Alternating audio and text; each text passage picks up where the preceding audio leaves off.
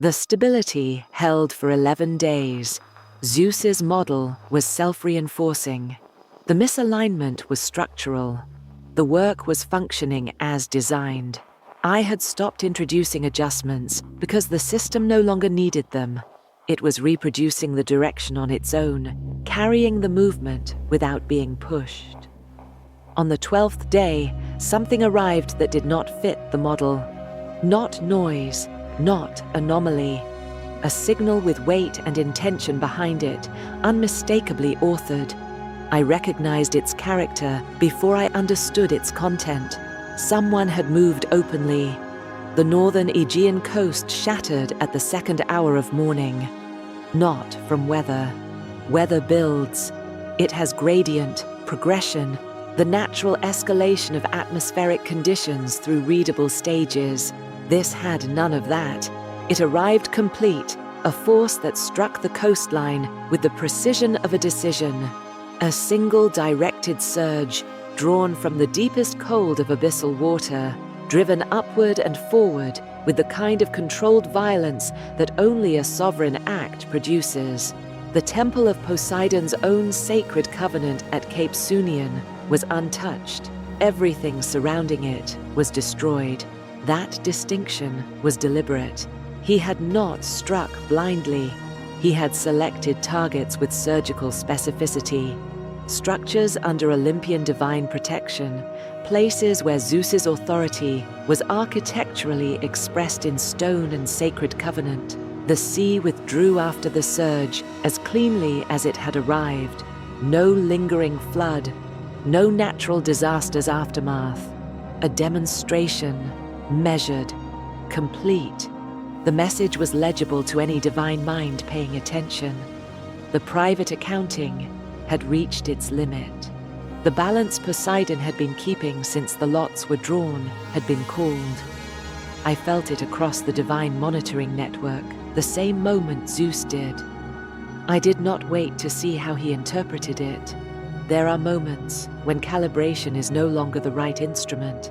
I had spent 4 episodes learning the system's grain, where it could be moved and where it stiffened, how to place adjustments at load-bearing joints, how to introduce bias that felt like recognition. That methodology operated in the space between observable events. Poseidon had closed that space. His act was too precise, too specific, too clearly divine in its execution to be absorbed into the framework of natural mortal volatility I had been building in Zeus's thinking.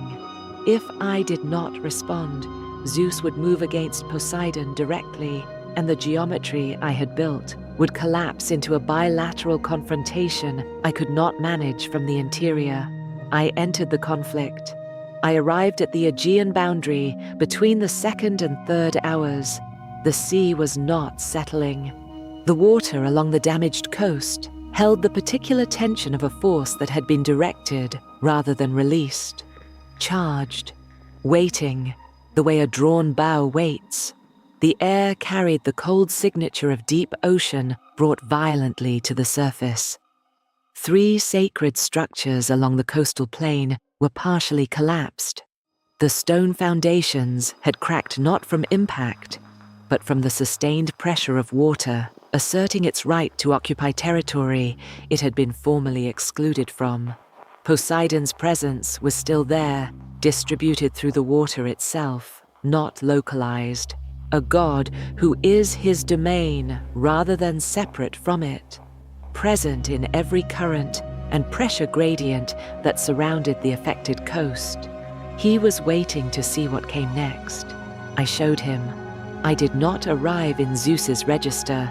Lightning was his language, and entering that language would have made my presence a declaration on his behalf, rather than an independent assertion of divine order.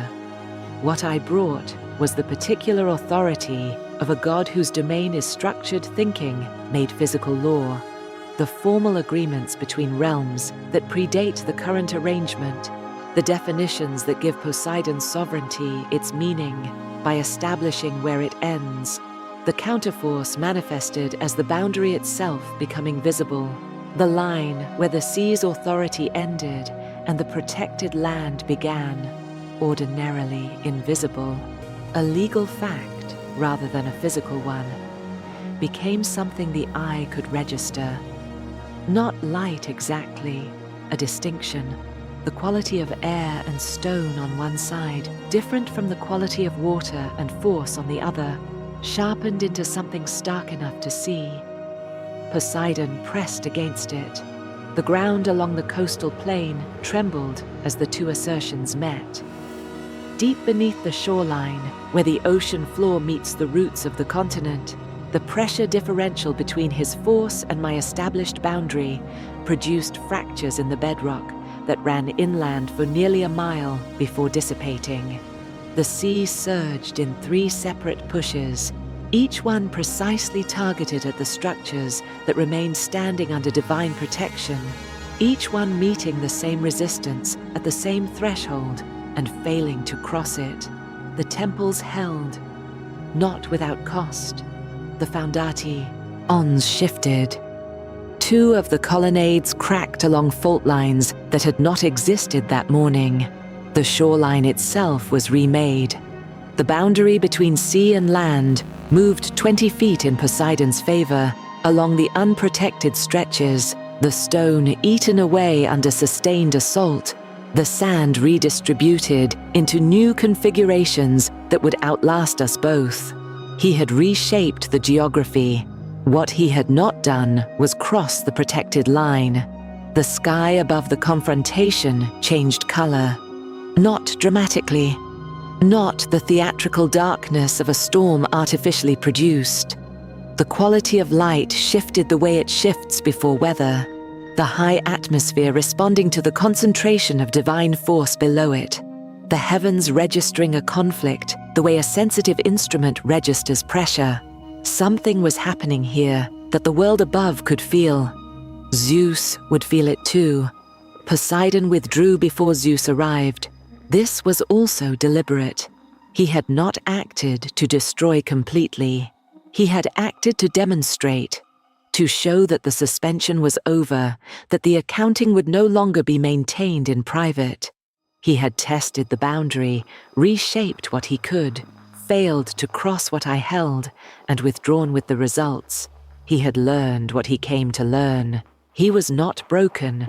He was not defeated. He was, if anything, more dangerous for having measured the resistance and found it real but finite. Zeus arrived at the boundary shortly after. What he saw was unambiguous. The reshaped coastline, the fractured sacred structures, the specific pattern of damage that made natural disaster impossible as an explanation, the targeting too precise, the retreat too controlled, the surviving protected structures too clearly the result of a counterforce rather than luck. He saw that something had responded to Poseidon's act. He did not see what. He saw that the disturbance he had been sensing for weeks, the unnamed pattern, the unresolved pressure, had produced something visible at divine scale. The shape of the conflict was no longer theoretical. His model would break against this. Not immediately, but the event did not fit the framework I had been building in his thinking, and the stabilization I had produced would resist his revision. The confusion created by that resistance would give me room to manage what came next.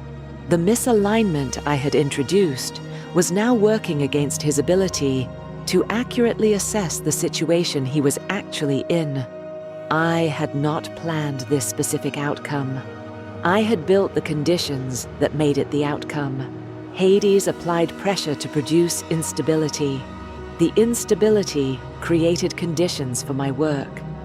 My work altered the system's internal model. The altered model slowed Zeus's response to the signals Poseidon was producing. The slowed response allowed Poseidon's private accounting to reach the point where action felt less costly than continued suspension. The chain ran back to the beginning. Every phase had produced the next one. There was no returning to the methodology of small adjustments and calibrated bias. The space that methodology required had closed. What existed now was the aftermath of an open divine act. Zeus was aware that the disturbance had produced a conflict at scale. Poseidon had demonstrated his capacity and willingness to act. The Olympian order was processing the information that the accumulated pressure had finally surfaced. The confrontation had happened. The coastline bore its mark. The sacred structures carried new fractures that would not heal. The hidden phase was over. The visible phase had begun. It was war.